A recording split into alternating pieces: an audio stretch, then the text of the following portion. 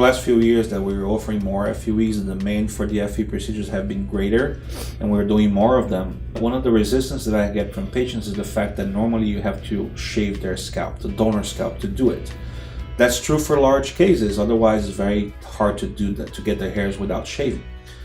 I improved on a technique that by Dr. Harris, which is the micro stripping technique, where he would just shave a little area, take the hairs from there, and then go somewhere else. I perfected that in what we call the no-shave technique. Basically, there's no shaving of micro stripping. I just go to the patient's hair and I clip the hairs I'm going to remove randomly, and I take them one by one. So that allows the patients to go from the office to home without seeing any signs of the surgery, no shaved scalp, so their return to work or to activities is faster.